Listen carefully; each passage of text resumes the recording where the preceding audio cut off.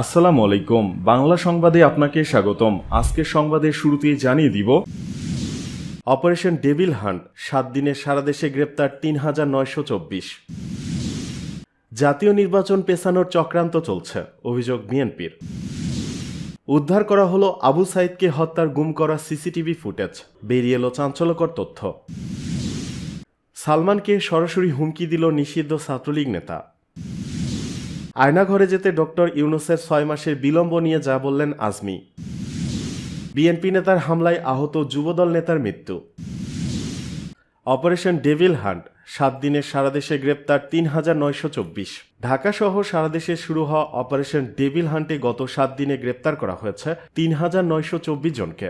গত শনিবার রাত থেকে শুক্রবার বিকেল পর্যন্ত 7 দিনের অভিযানে তাদের গ্রেপ্তার করা হয়। শুক্রবার সন্ধ্যায় পুলিশ সদর দপ্তর থেকে তথ্য জানানো হয়। পুলিশ সদর দপ্তর জানায়, গত একদিনে গ্রেপ্তার করা হয়েছে 509 জনকে। এছাড়া ডেভিল হান্ট সহ অন্যান্য অভিযানে গ্রেপ্তার করা হয়েছে ১,৪৫৭ জনকে। অপারেশন ডেভিল হান্ট একটি বিশেষ অভিযান যা 8 ফেব্রুয়ারি থেকে সারা দেশে একযোগে শুরু হয়েছে। গত 7 ফেব্রুয়ারি গাজীপুরে ছাত্র জনতার উপর সন্ত্রাসী হামলা করে আওয়ামী লীগের সন্ত্রাসীরা। এই হামলায় নেতৃত্ব দেয় ছাত্র জনতার অভ্যুত্থানে ক্ষমতাচ্যুত স্বৈরাচার শেখ হাসিনার নেতৃত্বাধীন আওয়ামী লীগের নেতাকর্মী। হামলার ফলে বেশ কয়েকজন আহত হন এবং আইন শৃঙ্খলা পরিস্থিতির অবনতি ঘটে। ঘটনার পরপরই স্বরাষ্ট্র মন্ত্রণালয়, আইন শৃঙ্খলা রক্ষাকারী বাহিনী এবং অন্যান্য নিরাপত্তা সংস্থার উচ্চপদস্থ কর্মকর্তাদের সঙ্গে বৈঠকের মাধ্যমে দেশের সামগ্রিক নিরাপত্তা ব্যবস্থা জোরদার করার সিদ্ধান্ত হয়। এরই ধারাবাহিকতায় ডেভিল হান্ট নামক বিশেষ অভিযান শুরু হয়।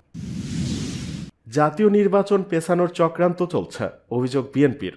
স্থানীয় নির্বাচনে কথা বলে একটি দল সংসদ ভোট পেছানোর চক্রান্ত করছে বলে মন্তব্য করেছেন বিএনপি নেতারা। সুষ্ঠু ভোটের স্বার্থে সব দলকে অন্তর্বর্তী সরকারকে সহযোগিতা করার আহ্বান তাদের। রমজানের আগে দ্রব্যমূল্য সহনীয় রাখতে সরকারকে তৎপরতা বাড়ানোর আহ্বান জানান নেতারা। শুক্রবার রাজধানীতে আলাদা আলাদা অনুষ্ঠানে তারা এসব কথা বলেন। নয়াপল্টনে বিএনপির কেন্দ্রীয় কার্যালয়ে এক অনুষ্ঠানে বিএনপির স্থায়ী কমিটির সদস্য মির্জা আব্বাস বলেছেন, সরকারকে বিভ্রান্ত করার জন্য নির্বাচন নিয়ে কিছু রাজনৈতিক দল নানামুখী বক্তব্য দিচ্ছে। সুষ্ঠু নির্বাচনের স্বার্থে সব দলকে অন্তর্বর্তী সরকারকে সহযোগিতা করার আহ্বান জানান তিনি। মির্জা আব্বাস বলেন, সরকারকে বিভ্রান্ত করার জন্য বিভিন্ন রাজনৈতিক দল নানাভাবে নির্বাচন নিয়ে বিভিন্ন কথা বলছে। এ সরকারকে অস্বস্তিকর পরিস্থিতিতে ফেলে দেওয়া হচ্ছে।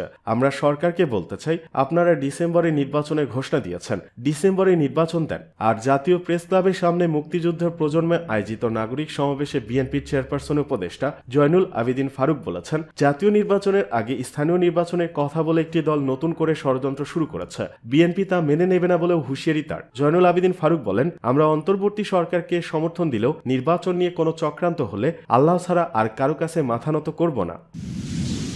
এদিকে উদ্ধার করা হলো আবু সাইদকে হত্যার গুম করা সিসিটিভি ফুটেজ। উদ্ধার করা হয়েছে শহীদ আবু সাইদকে গুলি করার সিসিটিভি ফুটেজে দেখা যাচ্ছে শহীদ আবু সাইদ 2 হাত পাখির ডানার মতো মেলে ধরে দাঁড়িয়েছেন। তার একটু পরেই তাকে লক্ষ্য করে গুলি ছোড়া হয়। ভিডিওতে তখন তা শোনা যায়, একজন লোক বলছেন, গুলি লাগছে, গুলি লাগছে। পতিত সরকার আবু সাইদের মৃত্যু পুলিশের গুলিতে হয়নি বলে লুকানোর জন্য সিসিটিভি ফুটেজ গুম করে ফেলেছিল। অন্তর্বর্তী সরকারের প্রেস সচিব শফিকুল আলম ভিডিওটি শেয়ার করেছেন তার ব্যক্তিগত ফেসবুক অ্যাকাউন্টে। সালমানকে সরাসরি হুমকি দিল ছাত্রলীগ নেতা।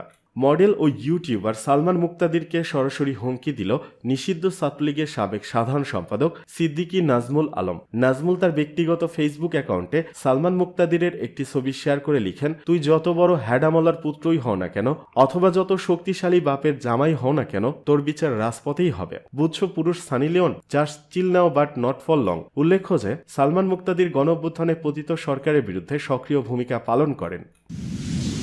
এদিকে আয়নাঘরে যেতে ডক্টর ইউনূসের 6 মাস বিলম্ব নিয়ে যা বললেন আজমি।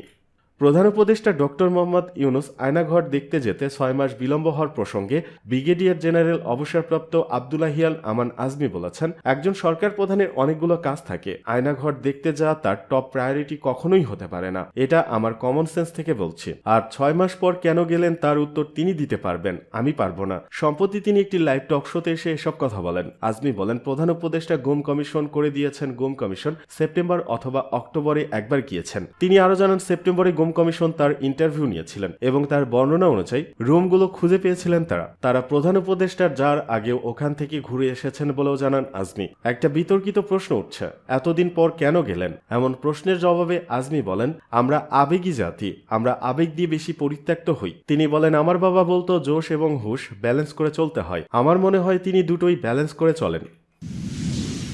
এদিকে বিএনপি নেতার হামলায় আহত যুবদল নেতার মৃত্যু। বগুড়ার সোনাতলায় বিএনপি নেতা ও তার লোকজনের হামলায় আহত যুবদল নেতা রাশেদুল হাসান মারা গেছেন। শুক্রবার বিকাল 5:30টার দিকে জেলার শহীদ জিয়াউর রহমান মেডিকেল কলেজ হাসপাতালে চিকিৎসাধীন অবস্থায় তার মৃত্যু হয়। হাসপাতাল পুলিশ ফাঁড়ির ইনচার্জ পরিদর্শক হারুনুর রশিদ এ তথ্য নিশ্চিত করেছেন। নিহত রাশেদুল সোনাতলা উপজেলার পাকুল্লা ইউনিয়ন যুবদলের সদস্য। গত 7 ফেব্রুয়ারি সন্ধ্যায় পাকুল্লা বাজারে রাশেদুলের উপর হামলা করেন ইউনিয়ন বিএনপির সভাপতি আব্দুল হান্নান বাটালু ও তার লোকজন। নিহতের পরিবারের পক্ষ থেকে এই অভিযোগ করা হয়। এদিকে রাশেদুলের মৃত্যুর খবর শুনে শুক্রবার সন্ধ্যায় আব্দুল হান্নান ও তার সহযোগীদের 4-5টি বাড়ি ভাঙচুর করেছেন বিএনপি ও যুবদলের নেতাকর্মীরা। স্থানীয় বাসিন্দারা জানান, পাকুল্লা বহুমুখী উচ্চ বিদ্যালয় পরিচালনা কমিটি গঠন নিয়ে এলাকাবাসী 3 পক্ষে বিভক্ত হয়ে পড়েন। এক পক্ষের নেতৃত্বে দিচ্ছেন ইউনিয়ন বিএনপির সভাপতি হান্নান, বাকি 2টি পক্ষের নেতৃত্বে আছেন ইউনিয়ন বিএনপির সাবেক সভাপতি আলী হাসান নুরুল ও বগুড়া শহর জামায়াতের সাবেক সেক্রেটারি মাজিদুর রহমান জুয়েল। এই বিভক্তি থেকে 7 ফেব্রুয়ারি সন্ধ্যায় জামায়াত নেতা জুয়েল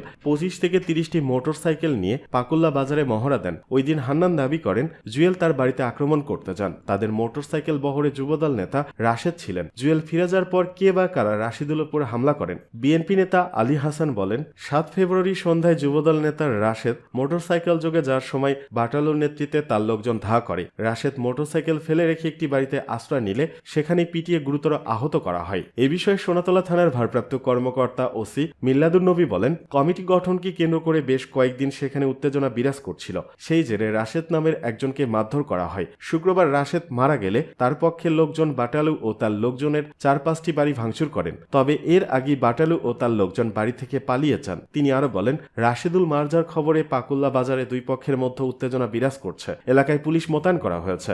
রাশেদের উপর হামলার ঘটনায় থানা মামলা করা হবে।